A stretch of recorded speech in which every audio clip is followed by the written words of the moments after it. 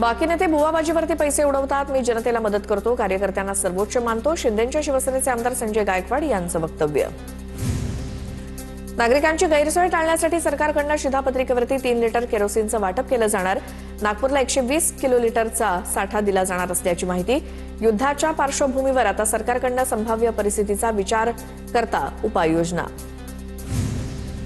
Gas पुरवठ्याबाबत स्पष्टता द्या, पुण्यातल्या हॉटेल असोसिएशनची पुण्याच्या जिल्हाधिकाऱ्यांकडे मागणी. गॅस नसल्यामुळे अनेक हॉटेल्स बंद तर काही बंद होण्याच्या मार्गावर. पाईपलाईनद्वारे गॅस जोडणी करण्याच्या प्रशासनाच्या. पुण्याच्या ओतूरमध्ये ग्रामीण रुग्णालयाची इमारत गेल्या 2 वर्षांपासून सुरू न झाल्यामुळे नागरिकांचा संताप.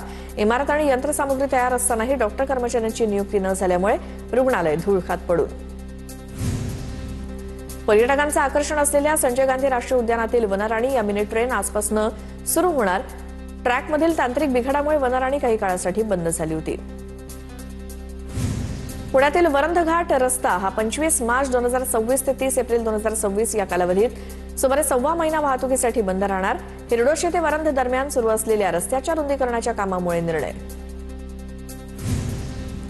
ठाणे महापालिकेच्या शाळांना पालकांची पसंती. 2025-26 या वर्षात 1937 विद्यार्थ्यांचा पट वाढल्याची माहिती. विद्यार्थ्यांची एकूण संख्या आता 27,132 इतकी झाली असून ती आणखी वाढावी यासाठी शिक्षण विभागाकडून प्रयत्न सुरू.